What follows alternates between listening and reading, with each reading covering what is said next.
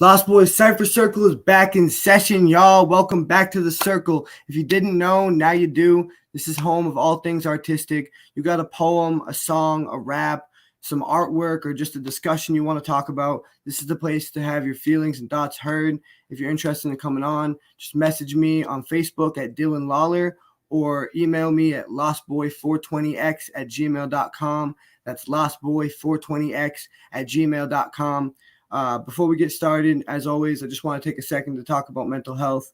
It's a big part of what we do here. It's a big part of life in general. So to all the artists out there, I want to just say, keep using your art as an outlet and a therapy, and just getting the pain out through that. And to everyone else out there, I just want to say that no matter what you think, there is always someone to talk to, a friend, a family member. Call me, I'll talk to you.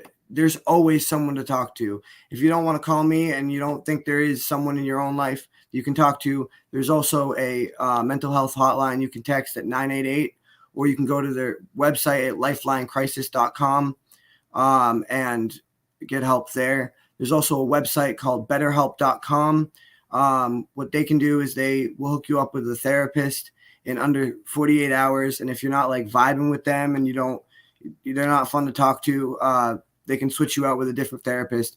Therapy is really expensive. This is one of the cheapest options I've found out there. So I hope some people can get some use out of it.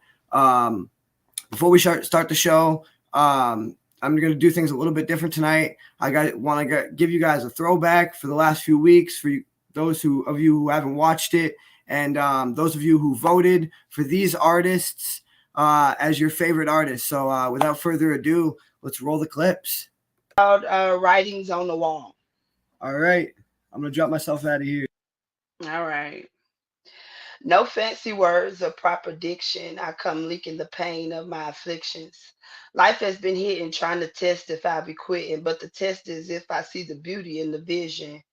I lost some people, not to mention starting over with intention, trying to watch my moves because they destroy in an instant. Ricochet to every part of my existence, stealing my joy and peace, quickly manifested into a mindset of poverty and scarcity. These moves be affecting me. I gotta take a minute to breathe, smile despite the agony. The pain inside my chest won't be the death of me. Fake I could never be, so I leak the poison from my heart until the pages bleed, until the pages reek of toxicity that once flowed freely inside my body. This page is like graffiti to the walls I've been canvassing.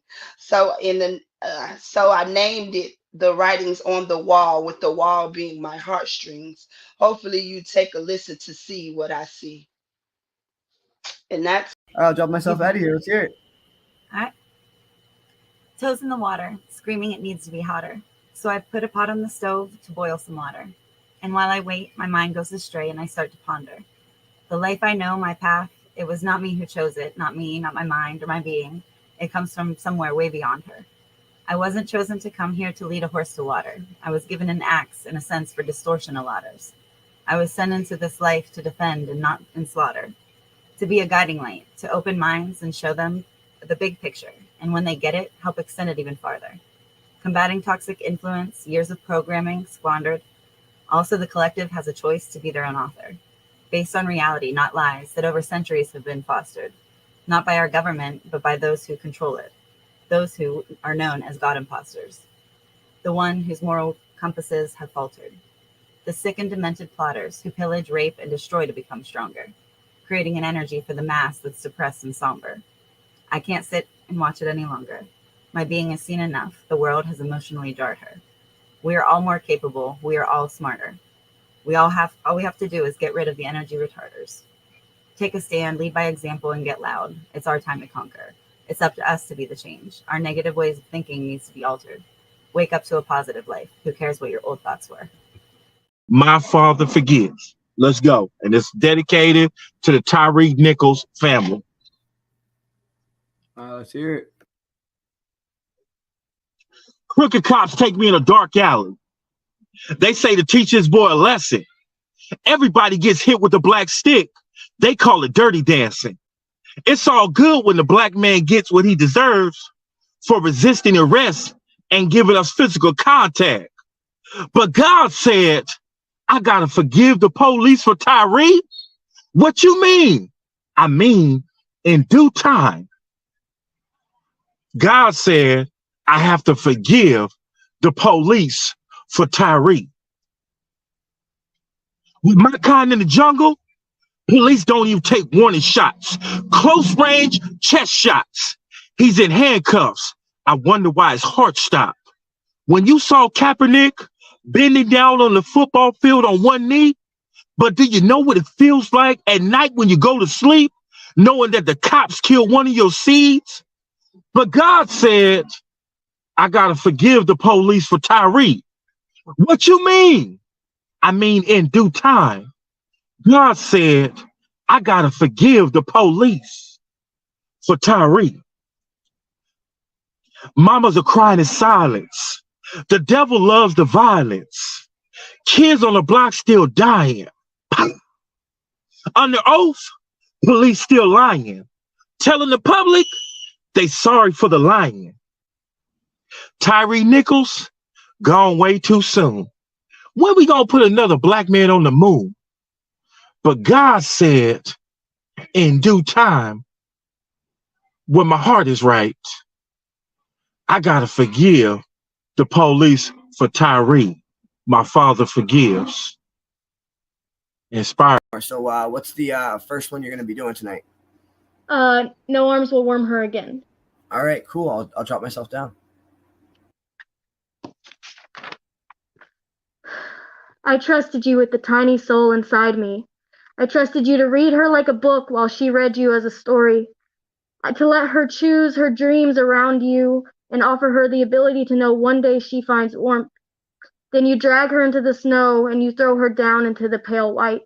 You watch her lay there, eyes so full of premonition as she just snuggles down into the cold and hides her face from you, content to freeze to death. If she whispers, I knew it, with purple lips, you don't care to find out. I don't care to try again. I dry her stiff little body off and conspire to build a wall of ice around us. I settle down into the coldness with her and hide from even the sun. So many talented artists, man. I'm telling you, I've had so many talented artists on here. I've been so blessed, and I got so many more for you coming. I got 3 more amazing ones for you tonight. So without further ado, let's get to it. Our first one, her name is Elizabeth Suggs. She's an author. She's going to be sharing some of her short stories with her. With us tonight, and if you want to check out some of her short stories, she's been published in lots of anthologies. You can check them out on Amazon at her author page, Elizabeth Suggs. You can also follow her at Elizabeth Suggs Author on Instagram. She's going to be doing 2 pieces for us tonight, back to back, because she got to get out of here a little bit early. But I can't wait to hear what she got to say. So let's bring her up. Into the Dark by Elizabeth Suggs. Emma stands at the door to the psych ward visitor center. She holds up an old college photo of her interviewee, one she received from his mother. She had photographs from his court hearing, but it was this photo that his mother forced upon her, told her to see him decent, because that's what he was. This sentence was just a misunderstanding, she was sure.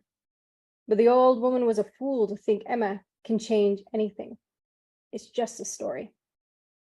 She takes another step and spots her target. Sitting in the darkest corner is a man somewhere in his mid-30s. Once attractive, insanity and sleepless nights have stripped that away. He hides his hideousness under a long brown beard bespeckled with gray. Hey, how you doing tonight? I'm good. How are you? I'm good. So before we get started, you want to tell us a little bit about that piece we just heard? What inspired it? So, Into the Dark,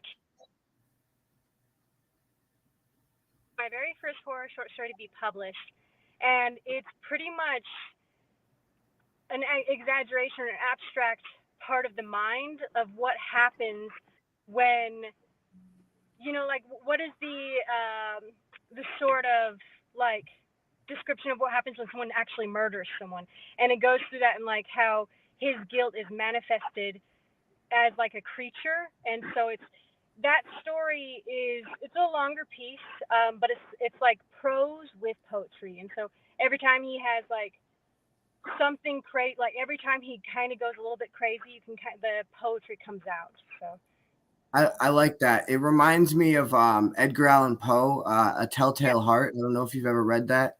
yeah, But it kind of reminds me of that, where his guilt is manifesting through these physical sounds and sights and whatnot.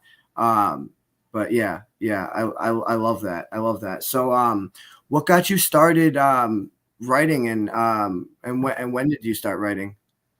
What got me started was, well, when I was a little kid, I was writing, and I've just always taken that throughout my entire life. It's not until like the last 10 years that I've really seriously started to try to publish, but I've always had a love for writing. So it's kind of, and especially the darker stuff, like the two pieces I'm gonna tell you about tonight. They are horror, and they're a little bit different than some of the other stuff, but they are a little bit dark as well. Maybe that's like my mind. Maybe there's something wrong with me. There's nothing wrong with that here. We love the darker stuff. In fact, I appreciate it the most. Honestly, most of my stuff is pretty dark. The one I'm going to be sharing at the end of the night is going to be pretty dark too. So I definitely understand that, and I admire you for your like bravery on publishing. I've been into writing since I was 10 years old, but I'm not published yet. So that's amazing, and I admire you for that. What's the first piece you're gonna be reading for us tonight? So it's called Unforgettable, and All right. it's in this one. It won an award, actually. It was an honorable mention in this Utah group called the League of Utah Writers, and so they put it in this anthology with these other poems and stories. Yeah. So it's I'm like, I don't know, I'm kind of proud of it, but like, whenever you read something after you've published it, you always find like, oh, I could have changed it. You're your biggest critic. You're always gonna find stuff, but it's amazing that you even put it out there. So that's awesome. I'll drop myself down out of here, and let's hear it. Okay, thanks. Cool. Unforgettable. Chandra was a lonely old woman with a bent-over back and hunched shoulders. On one not-so-special day, she walked over to a pond beside her house and stepped inside. Floating over to the center of the pool, she drew in a deep breath and plunged her head under the water's surface. Sometimes she held her breath just to see how long she could keep herself underwater before the spasms of pain forced her back up, gasping and heaving for breath. It helped her remember she was alive. Only this time was different. This time, there was no pain. She was underwater for 30 seconds. Then 1 minute, then 5 minutes, she was weightless. She held her breath for 10 minutes, an hour. She didn't require breath, not anymore, bobbing up just below the surface, her back facing the world. No one would be looking for her. Not for days, months. She could hide in the water forever and no one would come. But then someone did come. A man in black. He pulled her body up from the water and set her on the grass. I didn't kill myself, she said. For some reason, this seemed important to say, as if all her past sins could be washed away by this one truth. She hadn't done it, had she? Not intentionally. I know, he replied. His voice was thick, deep. It seemed to echo as if two voices spoke, one inside her mind and one outside. But it's time. His colorless eyes watched her. Do they hate me? She thought of her children, her friends, strangers, anyone who looked upon her and had chosen to turn away without so much as a smile. He shook his head. Was that a lie? It would be too easy if it was. Chandra decided he didn't look like a liar. They have just forgotten to care. In a way, that was worse. At least someone hated was remembered. Will you forgive me? Forget me? She whispered, barely understanding what she said. Since the man arrived, she had forgotten which were thoughts and which were words. No, he said, this time softer, comforting, like a mother with a babe. I've never forgotten you. I saw you when you were born, and I see you now. I've been waiting for this day. It's taken too long. I'm sorry for the delay. She nodded. He seemed familiar somehow, or maybe that's what she wanted to believe. If he wasn't a stranger, she could walk off with him without chastising herself later. Chandra, he whispered. She looked up at him, his hand extended toward her. What would happen if she didn't take it? Would she go back to her life? Back to what? She looked up at her house. It was small, big enough for one, big enough for isolation.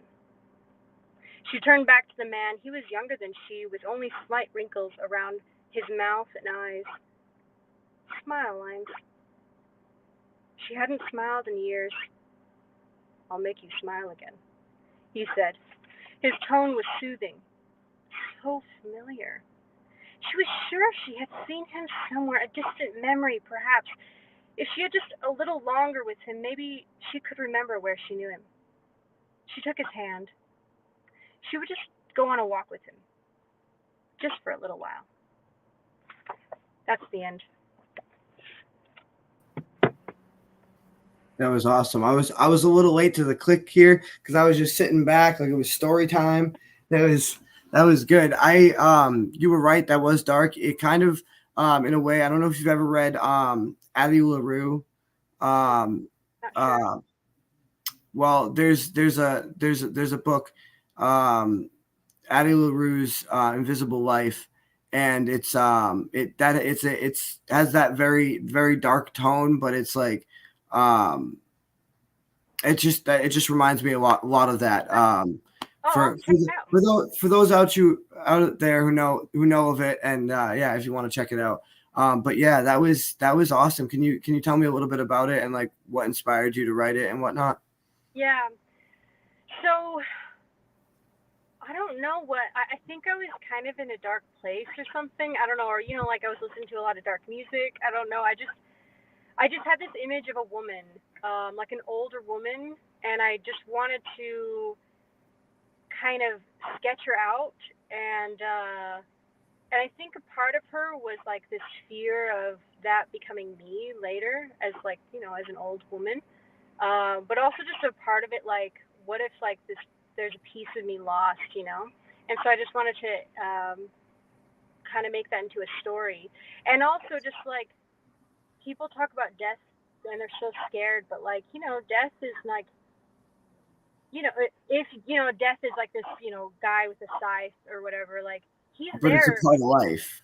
Yeah, it's part of life, and he's there as like this piece to like help you, to make you better, and like to guide you on a path. So I think it's kind of like, don't be afraid, I like that. I like that you took also you were able to take your feelings and use it, like I was saying at the beginning of the show, as a therapy to express yourself. And you also were able to send a message through your story. But I mean, other than that, your prose, your dialogue, your description, everything is amazing. And I love it. I appreciate it so much. So, what is the second amazing piece, I'm sure, that you're going to be sharing with us tonight? So the second piece is unpublished. It's actually, it's going to be published very soon in this anthology that I'm kind of helping publish right now, called Darkness 101, Lessons Were Learned. There's going to be 101 stories from all these different authors. I'm just one of them. And all of the stories are 101 words each.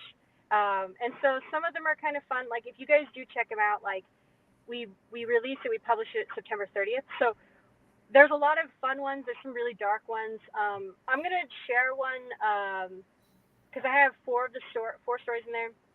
This one, I don't think it's. I mean, it's dark, but like it has like kind of like a happier lift to it compared to another one that I have. It's a little sadder. But yeah, this one's called Relationship Resurrection. Do you want me to start reading now, or Yeah, I'm gonna drop myself down. Okay. Okay, cool. Cool. So it's called Relationship Resurrection. Tony had promised Harriet they would be together forever.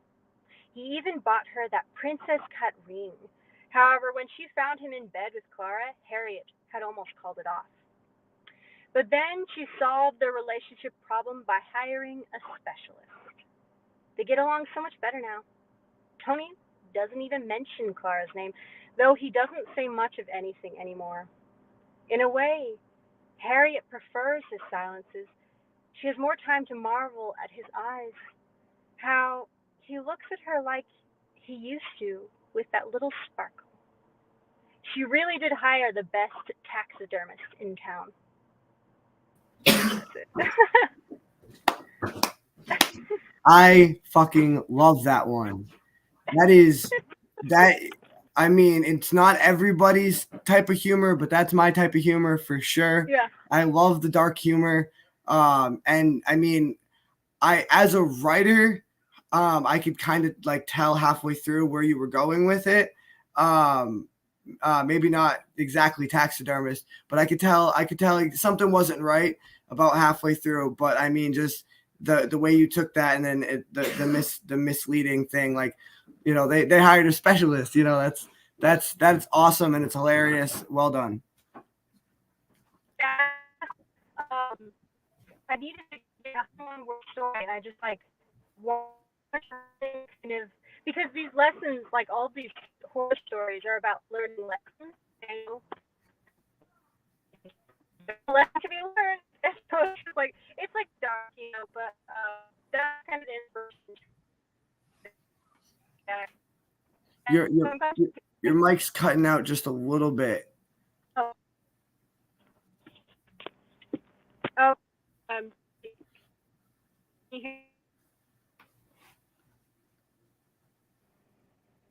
We got technical. I can hear you. I can hear you. Okay. What were you saying? And some of them get murdered. So yeah. I mean, that's awesome. I wrote one time I participated in one anthology that got published. It was the same thing. You had to keep it under 100 words, and it was not nearly that dark and not nearly that funny, and it didn't have nearly that much like depth of story to it either. Like, I mean, you fleshed out two pretty clear characters there, you know, a guy who's unfaithful and kind of a D-bag, and then, you know, girl who's a little off a rocker, you know, but is it you know, it done something out of a deep hurt. And like, yeah. you just express that, and all in 100 words, which for those of you who don't know, if you pull up a Microsoft Word document, 100 words is about that much. It's a paragraph. It's a paragraph. It's not much. So that was amazing and very well done. And I appreciate it very much. Is there anything you want to like plug or promote before I get out of here? Besides, obviously, make sure you guys go check out her on Amazon, Elizabeth Suggs. She's got an author page. She's been published in a bunch of anthologies, and her Instagram at Elizabeth Suggs author. And anything else you want to add? Yeah, just one last thing. We're doing a Darkness 102 next year, and so, you know, if you or other people who are listening, if they want to submit, all you have to do is just you can find me on Instagram and ask Elizabeth Suggs author, or you can go onto the website ctpfiction.com. That C is in collective, T is in tales, P is in publishing, fiction.com. www.lostboys.com, and then it's just in the submission tab. But yeah. Okay, cool. Absolutely. Well, everybody, make sure y'all go check that out. It's been an honor having you. Thank you so much for coming up, and I hope to have you on again. Yes, I would love it. Thank you so much. I really appreciate it. Bye, everyone. Yeah. Have a good night. That was awesome. She's an amazing writer, and I can't wait to have her back up on again. Next up, guys, this next artist, his name is Chris Clark. He's a 20-year active duty soldier, a husband, and a father of 5. So before anything else, I want to take a second to thank him for his service, both to our country and in raising the little brats that we're going to pass it on to. I have one of my own, and it's not an easy job. And I'm sure being a soldier is not an easy job either. So I respect and admire him for that. As if that weren't enough, he is also a coach for a nonprofit youth organization. He coaches basketball. This man is just out here helping his community in whatever way he can. And much like a lot of us on the circle here, we find solace and peace in our poetry, and that's where we go to let our inner demons out and express ourselves. And there's no better place to express yourself than right here on the circle. So without further ado, let's start our weekly therapy session and bring them up here. So what's the first one you're going to be doing tonight? Time. In a dark place, a dark space, circumvented from reality, but face it. To live or die is the question to the adjacent. It's the misplacement of the mind over time reminds. Caught and bound by the chains. What change? Can it be clear and obvious? Doubt it. Been in this world wandering since I sprouted. I shouted to the highest mountain, lead me, Lord, to the fountain. I'm drowning in what life is bringing. The tunes I'm singing are drowned out and my mouth is dry. But I know I must rely on what your voice is giving. I need it now in the life I'm living. Unwavering and unforgiving, I am relentless. I meant this, my declaration to give my mind its independence and remove the remnants of its very existence. Yes, I appreciate that, Dylan. Thank you. What's up, man? How you doing? How you doing tonight? I'm good. Can you hear me? Yeah, I can. Absolutely. Perfect. So I'm doing. before we get started, let me tell us a little bit about that piece that we just heard.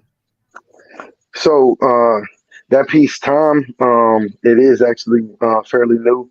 And it's just going over like just trials and tribulations over time, but knowing that it is that we can trust God to be able to take us wherever it is that we want to go. You know what I mean? Things happen in our life. We face adversity, but we got to keep pushing. You know what I'm saying? Because the only thing that we really have is time. We're actually on borrowed time. We know that at the end of the day, the only thing that's a definite and a guarantee in life is death. You know what I'm saying? So while we're here on this earth, we got to put our stamp on it and set things straight for our legacy that we want to leave behind when we're gone. So that's what that's about, man.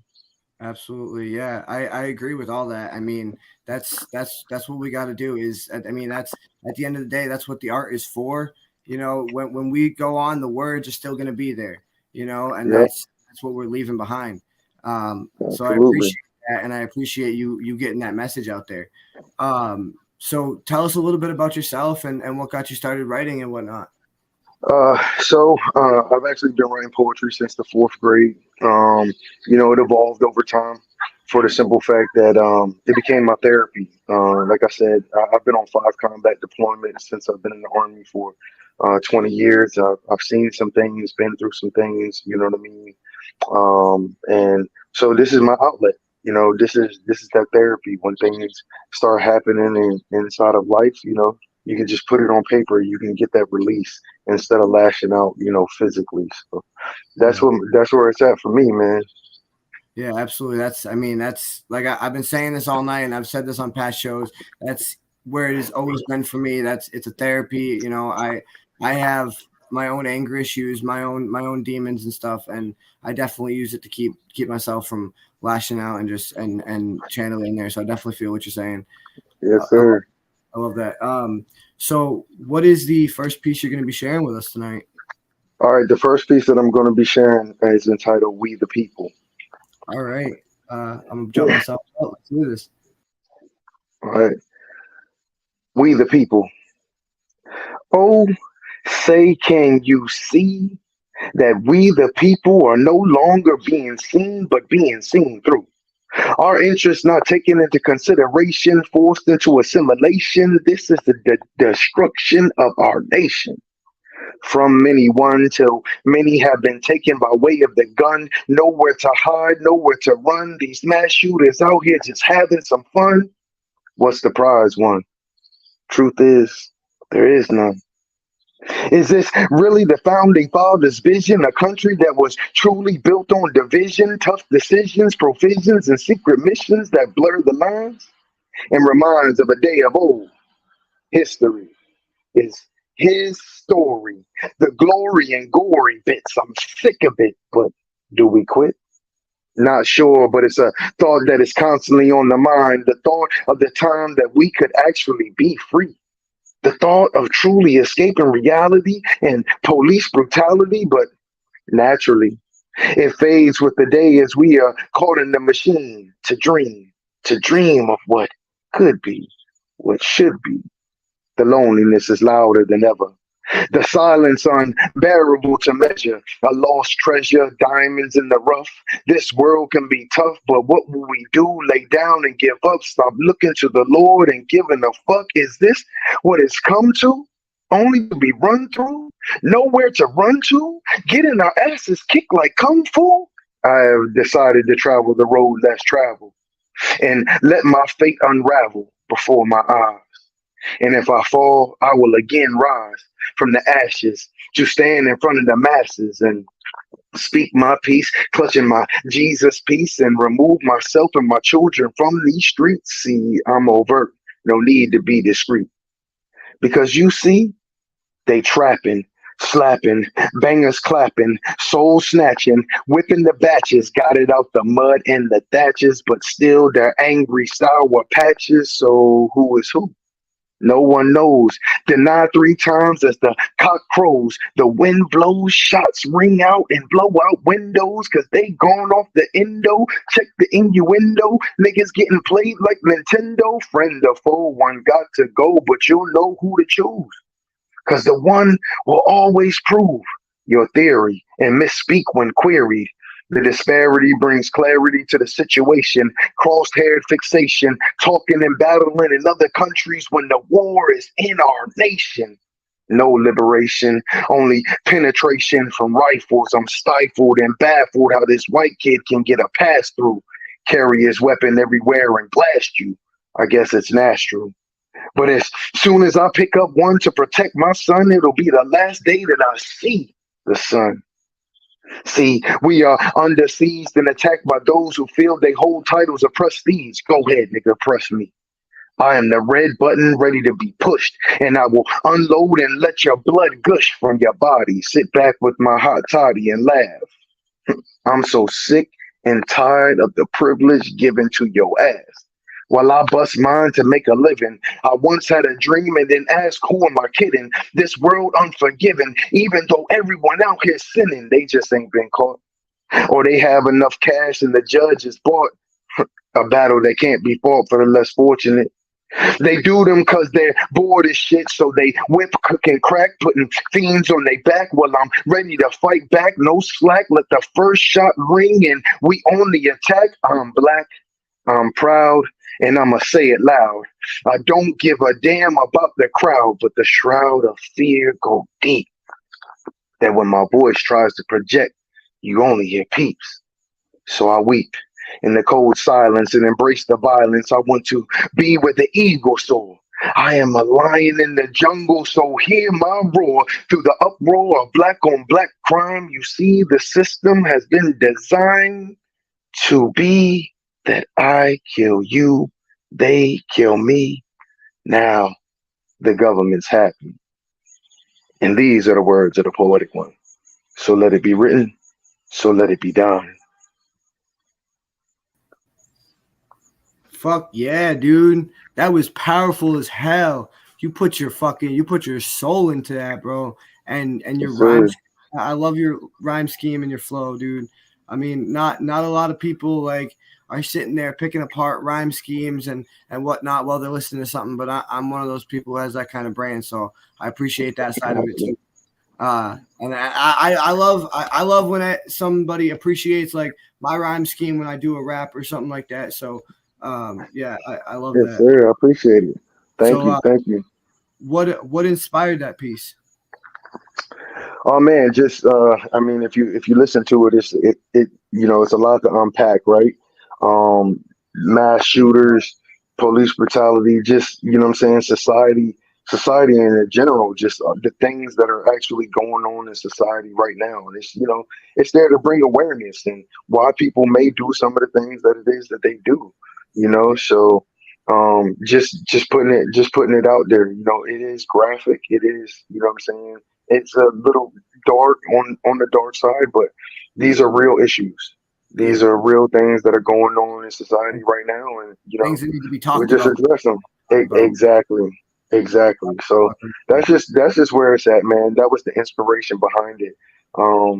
Sometimes I just sit here and something hits me, and then I go to write. So Yeah, yeah. I mean, that's what it's for. Like I said, like you just fucking that's it's hard to just sometimes sit down and like pick a topic or whatever, but like I've had a lot of poems where just some of the stuff I'm seeing on the news or some of the stuff that's going on in the world or whatever, it gets to you, or some of the stuff yep, going on in your own life, it just gets to you, and you're like, you just have to write about it, you have to get it out there. So yeah, absolutely. I get that for sure, for sure. I'm gonna bring you back up in a few minutes for your second piece, but before we get out of here, is there anything else you want to promote? You got your what is it? You got your Instagram.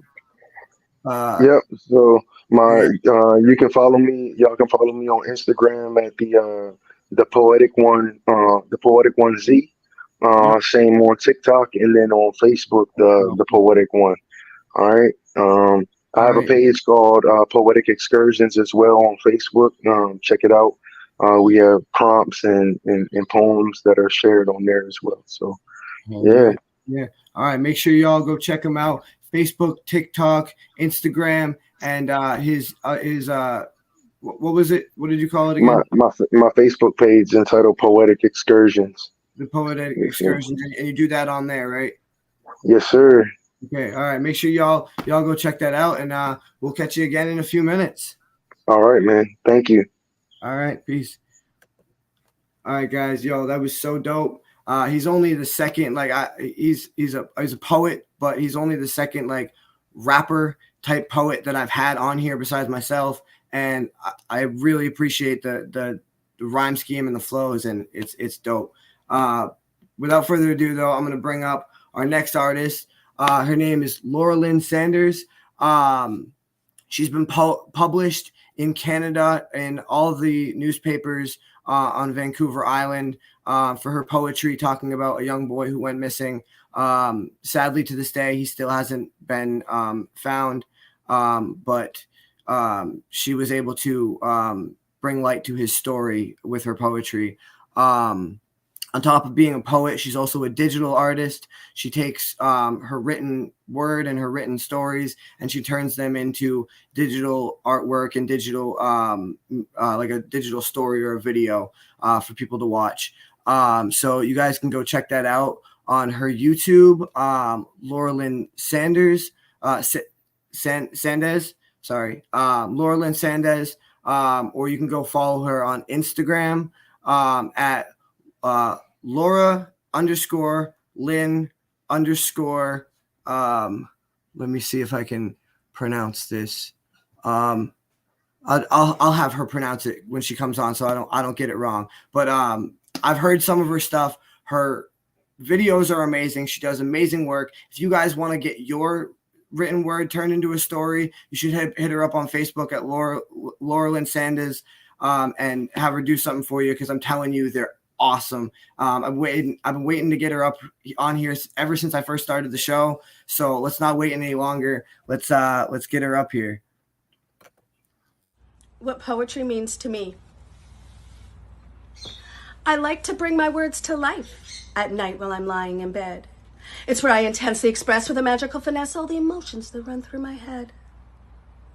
And sometimes I find it real easy to express and address my thoughts. And other times I'll try for a rhyme, get stuck in a spot with a word I forgot and start over 100 times.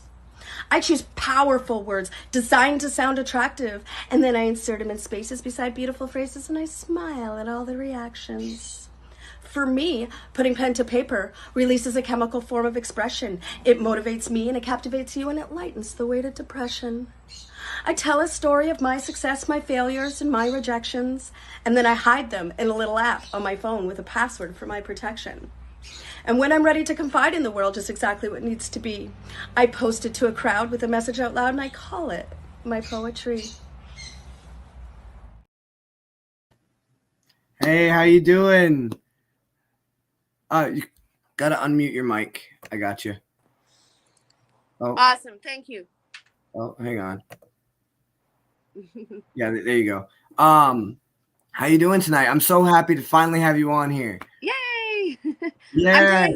I'm doing good. My last name on Instagram is Nidrar, but if you actually follow me on Facebook, most of my stuff is under Reels, so it's easier to find that way. Yeah, I know. Sandus. Facebook and Instagram are like connected too, somehow. Yeah, I know that. I think mine is unlinked. Oh, okay. All right. Yeah. But awesome. I'm sorry I mispronounced all of that, but it's so great to have you on. It's okay. I've known you for a little bit. I've seen a lot of your work, but for those of us who don't know you, you want to tell us a little bit about yourself and like what got you started and whatnot? Yeah, so I started writing when I was about 12 years old. I was in grade 6, and a boy went missing in our local area, and I wrote a poem about him, and it got published in all the newspapers on Vancouver Island. And ever since then, I just have been writing. I've just fallen in love with it so much. That's awesome. Yeah. And I mean, like a lot of people on here, I know that you told me that you use it as like a therapy for yourself and a self-expression. So did the therapy part of it where you were trying to get out your own, because you were telling his story at the beginning, but the part of it where you were letting your own aggression out and telling your own story, did that come early on at 12 or was that later on in life? Oh, way later on in life. Yeah. When I first started writing, I would write about my emotions and like breakups and things that, personal things. And then a major trauma hit and I started using substances, and that's when I really started to write descriptively, visually, intensely. It all came together and was just so much more powerful when I was using. And then when I stopped using, it all just disappeared, completely gone. And I felt like a part of me had died and that I was never going to get it back. But I would open my app on my phone daily. And every day I would try so hard to write something and it would just never come. And it was sad.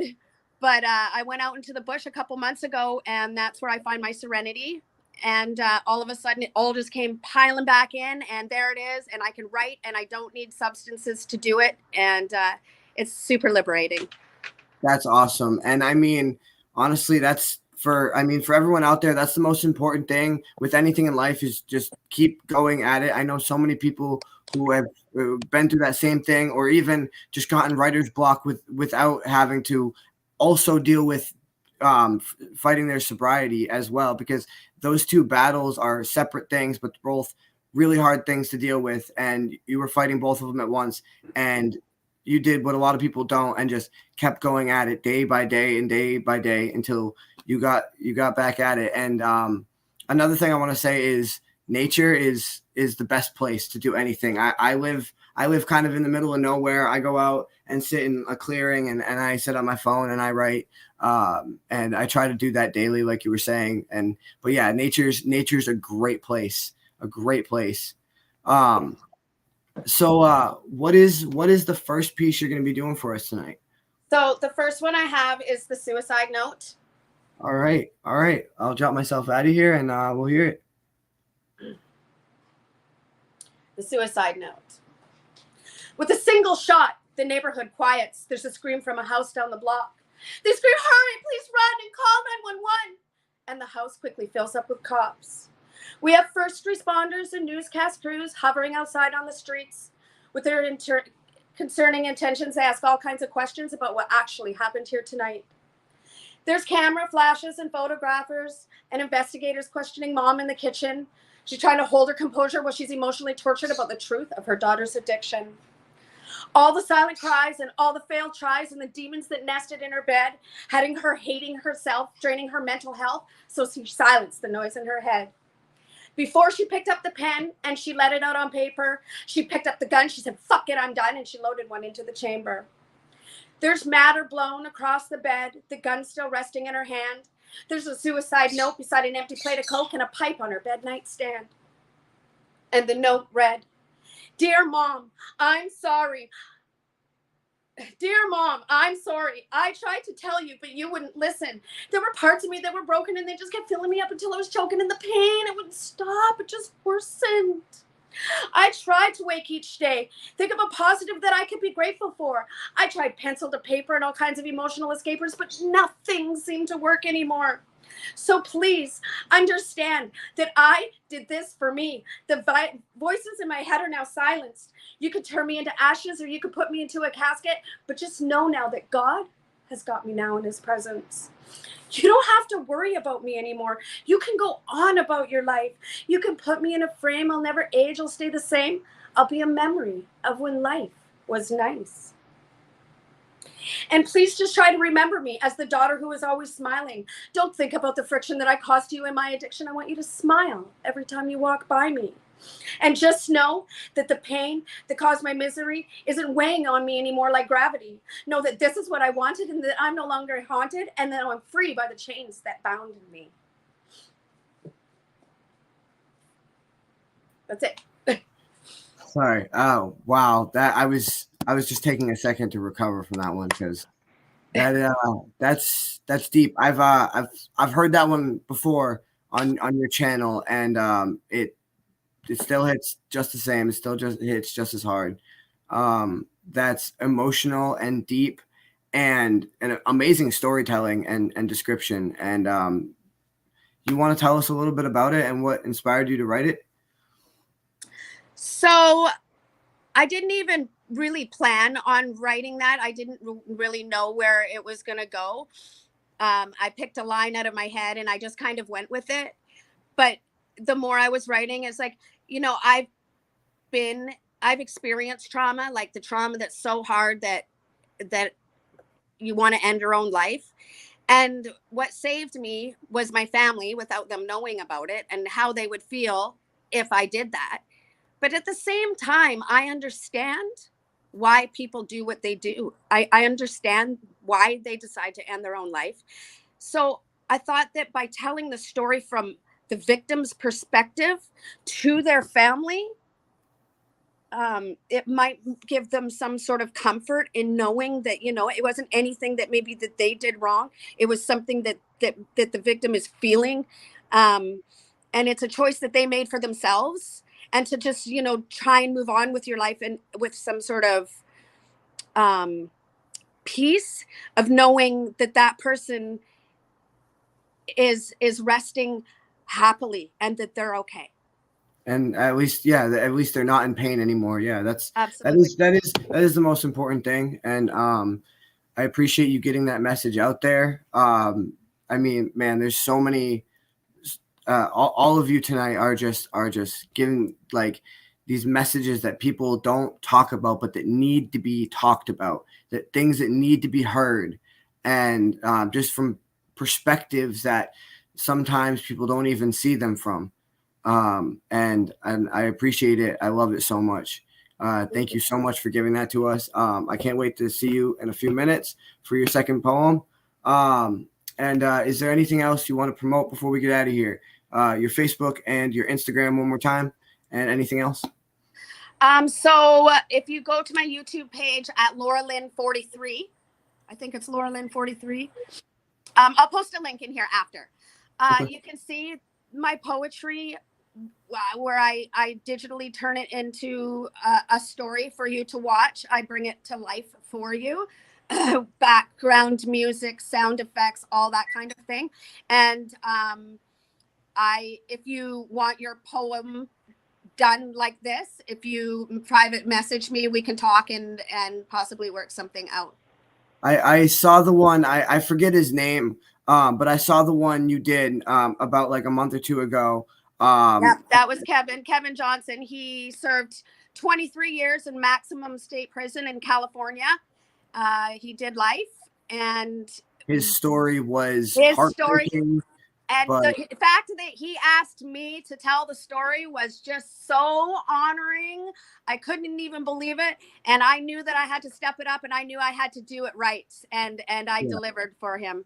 You did a fantastic job. The story was amazing, and the visual presentation and everything that went with it was fantastic. You did an amazing job.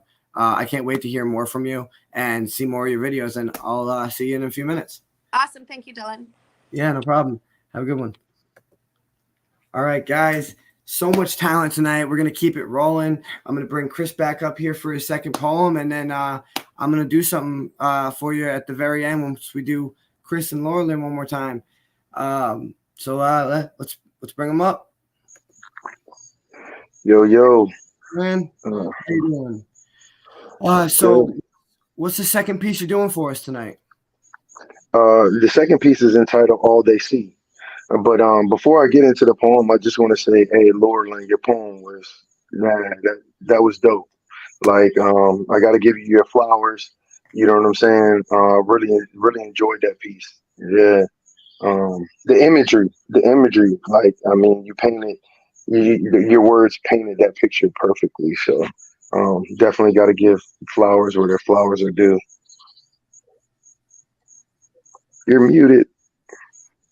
She said thank you. All right. I appreciate you giving props to other artists, man. You're right. She's amazing. She's honestly one of my favorite poets that I've ever found. So I'm so honored to have her on here, and you're fantastic as well, man. I love your shit, and I can't wait to hear more of it. I'm gonna drop myself out of here and let's get to it. All right, let's do it. All they see. All they see is a hue, but they never really see you for you. All they see is skin, but never take the time to dig in. All they see is black, and they're either on the defensive or ready to attack. All they see is a nigga, not a man nor a woman, never another human. The audacity that they can magically and drastically change things overnight after hundreds of years of terror and fright. All the while they taking delight in taking a life. Guns, ropes, hung by the throat, burned at the stake for God's sake. 3/5 of a person, but we're supposed to just stop hurting, knowing that their sickness is steadily lurking. And when they're smirking, they're just searching for some type of justification to shoot, to kill, to let a black man or woman's blood spill, all for a cheap thrill, never no chill, just straight animosity and atrocities based on their sick philosophy. Could it possibly be that all they see is a hue, but they never really see you for you? All they see is skin, but they never take the time to dig in. All they see is black. Either they're on the defensive or ready to attack. All they see is a nigga, not a man nor a woman, never another human. Break our backs and make us dependent, enslave us, and then claim to give us independence, but place us in prisons, continue to spread lies to blur our vision. The hate is real. We feel the heat from the cold steel as they look at us to kill. Where is the justice? Truth is, it just is. because all they see is you. But they never really see you for you. All they see is skin, but they never take the time to dig in. All they see is black, and they're either on the defensive or ready to attack. All they see is a nigga, not a man nor a woman, never another human. Guns drawn when they step out, poking their chest out. Boys in blue clout, knees on necks and choke holds, bullets to the back, eyes closed. Our life to take a sport, cutting my young men and women's life short. A cohort of bad guys who say they protect and serve, but choose whose life is well deserved. The nerve, but then use God. Backsliders, sectioned off like dividers. They are takers, not providers. Wolf in sheep's clothes. Shh, don't say nothing. They can't be exposed. But fact is, the cat's out the bag, and they really scared because we are no longer afraid to fight back. But it still don't change that. All they see is a hue. But they never really see you for you. All they see is skin. But they never take the time to dig in. All they see is black, and they're either on the defensive or ready to attack. All they see is a nigga, not a man nor a woman, never another human. Dehumanized and traumatized and ostracized by this sick society, rather than families of their propriety. They do it violently and silently, disrupting the very being of black skin, like we were created from sin. But we were here in the beginning, and we will be never ending. So they keep sending out those demons. Our skin under the sun will still be gleaming. They cannot suppress our screaming, but still, all they see is a hue. But they never really see you for you. All they see is skin, but never take the time to dig in. All they see is black, and they're either on the defensive or ready to attack. All they see is a nigga, not a man nor a woman, never another human. And these are the words of the poetic one. So let it be written, so let it be done. Dude, that was fucking awesome. That was fucking awesome. Thank you for coming on here and speaking your truth and like I've been saying all night, just talking about shit that needs to be said, needs to be heard. A line is stuck out to me, man. I'm gonna remember. Where is the justice? It just is. Like, man, that shit, that wordplay, man. I fucking love it. I love it, dude. I love it. I appreciate it. Thank you. It speaks volumes for itself, but why don't you tell us a little bit about it? I mean, yeah, I mean, it's pretty self-explanatory, man. Just with all the events that have happened in the United States over the last few years and the last 400 years. You know what I mean? So it's deep. It's it's meant to provoke some things. It's meant to really get your mind going and thinking about those things. Some of the things that have been written in our Constitution that you're just like, whoa, hold on, man. They really consider. You don't even second guess it. Yeah. Right. They really consider people as being 3/5 of a person, like, you know what I mean? And you can see the some of the racist undertones and a lot of things that are going on in the US right now, And so just bringing awareness, man. Just bringing awareness. That's it. Yeah, I appreciate it. I appreciate it. Thank you. I think there's a lot of people who are very angry, and they do some things that are like just I get that it's out of anger, but like riots and stuff like that. That, I mean, coming out here and speaking the truth, that's the way to get the message across. That's the way to enforce change or whatever. No one's gonna hear anybody throwing a book through the window. So I appreciate you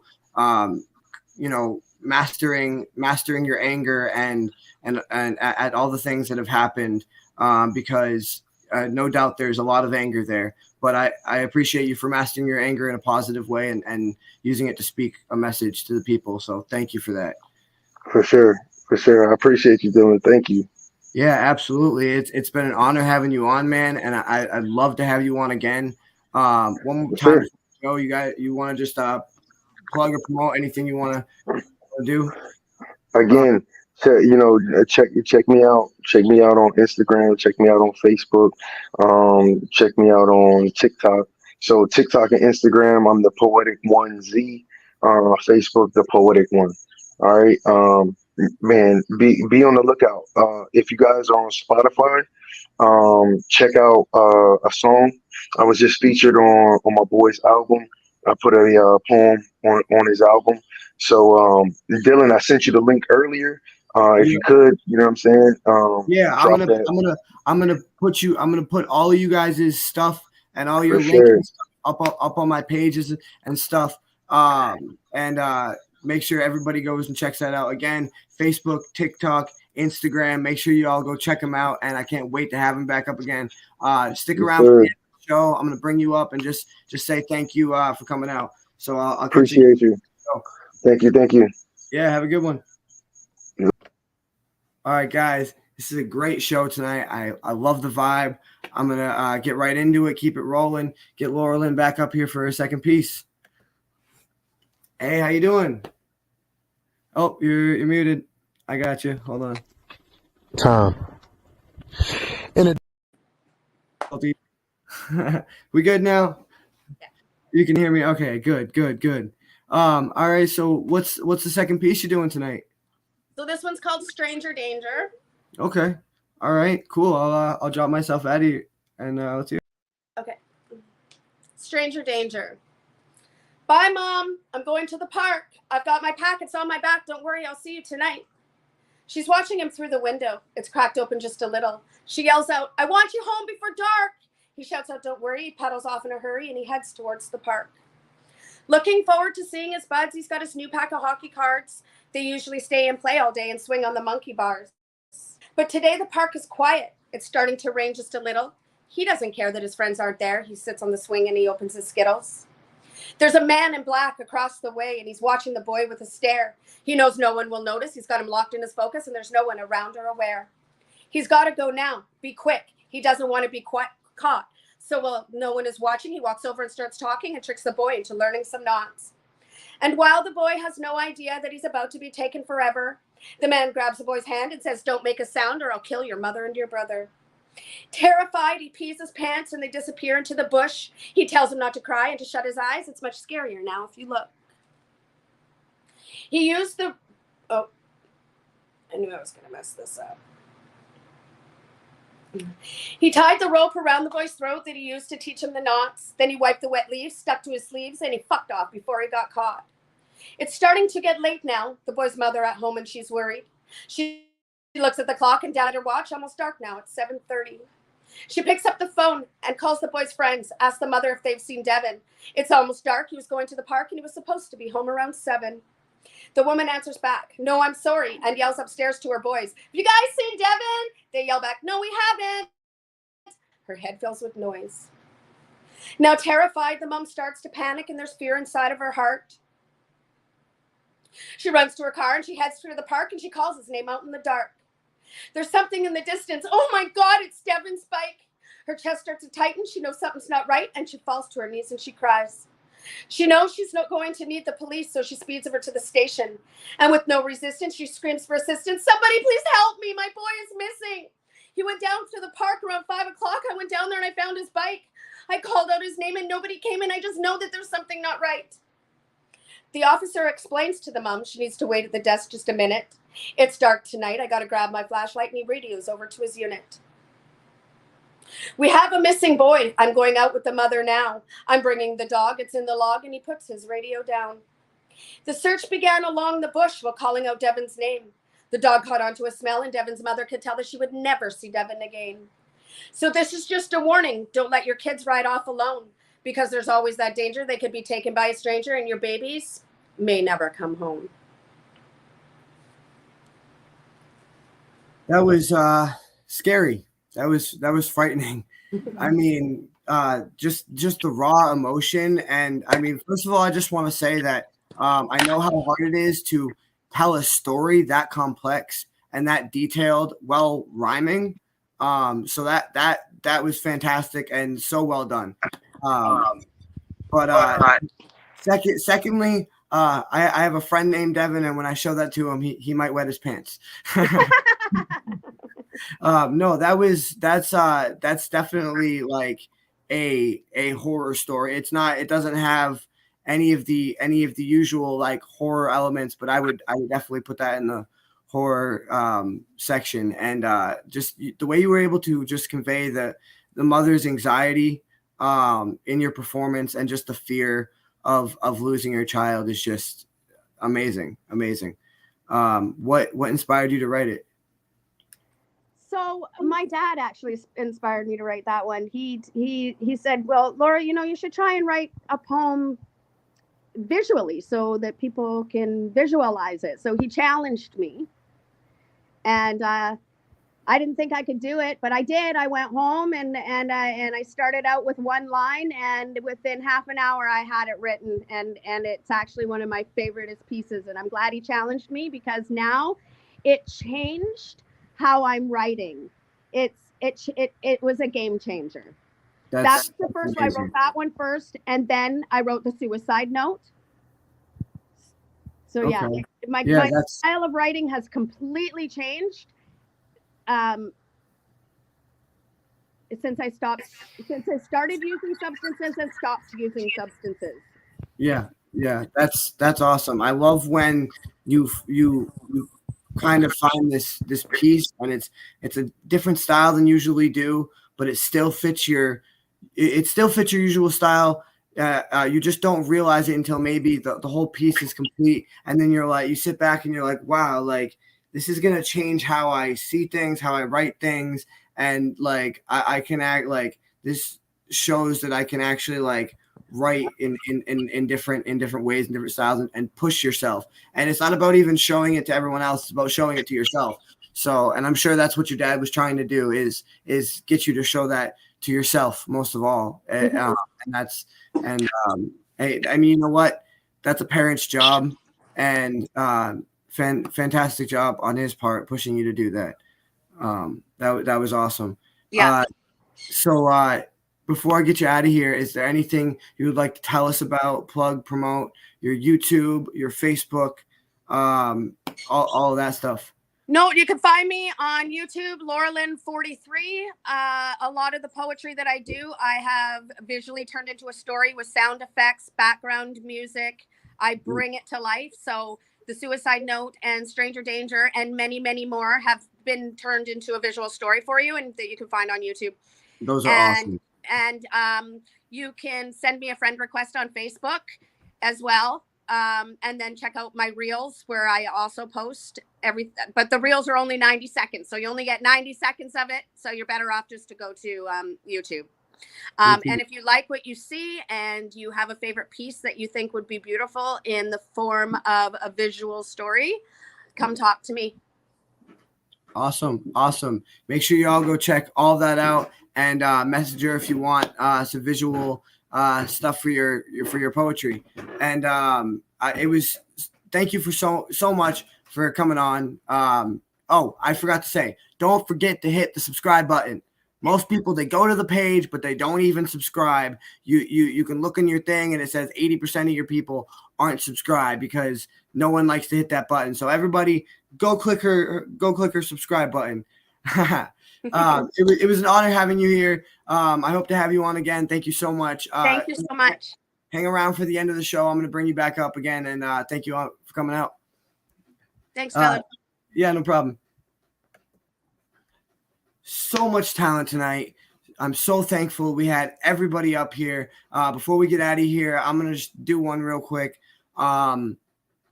It's along the same lines of sort of speaking about things that I believe need to be spoken about and truths that need to be heard. And just so this is a story I wrote along those lines. And so let's get to it. This one is called The Girl Who Loaned Me a Pencil. I tune into CNN tonight and I see my school building in the background. They're calling the shooting breaking news, as if no one wants to admit that something has been broken for a long, long time. All the teachers are crying as they stand huddled together outside the old brick building. clutching their chests as if to keep their souls from escaping. They stare into the vast, empty, and indifferent eyes of the camera, each of them wondering how such a wonderful kid could do something so horrible. But the only thought in my head, as I sit in the darkness of my room, eyes glued to the screen, is, how could she not? I didn't know her very well.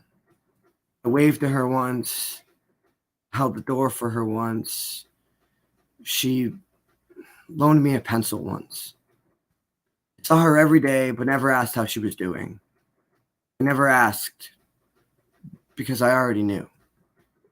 I knew the day I heard the school counselor ask her if she was okay, and I heard the razor blades in her voice and saw the bullets in her teeth as she smiled and told him that she was fine. I knew because I was there the day she got chocolate milk dumped down her shirt in the cafeteria. I knew because I was just 2 seats over as spitballs were hitting the back of her neck during midterms. I knew because I heard the fake coughing and the names they muttered as they passed her in the hallway. I knew from the look of hopelessness and despair in her eyes every time she looked up from her phone. I knew when I heard the sobs as I walked past the bathroom. When no one else did, I knew. I watched day by day as her sleeves got longer and the bags under her eyes got darker. I watched day by day as all these little things added up to something that somebody should have noticed sooner. I saw the list of names in class one day. Her name was the last on the list. Mine was right above it. I find myself wondering, should I have told someone? Should I have done something? Would it have made a difference? Would it have made it worse? Did I even have the right to get involved? Was I on her list because I didn't? Do I deserve the same fate as the others? Should I have gone to school today? In the months to come, they will begin to rationalize the actions of this broken girl. They'll blame the music on her iPod or the movies and games on her shelves. They'll say her parents didn't raise her right. They'll talk about gun reform like AR-15 is the name of some parasite committing crimes against humanity or some illness to be treated like the common cold. What they won't do is watch the school cameras for the footage of the weeks and months leading up to these tragedies. They won't look at the messages on her phones that the victims left, or the notes that the victims left in her locker. Nobody will ever consider her the hero of this story. Certainly won't look at the bodies in the hallway like they're the corpses of slain monsters. And pretty soon, none of them will remember the deadly smile of the girl who loaned me a pencil. But I will never forget it. And that's that piece. I want to thank everybody for coming on. I'm going to bring everybody back up here real quick just to say thank you very much. I want to thank our producer, Brandon, for clicking stuff behind the scenes.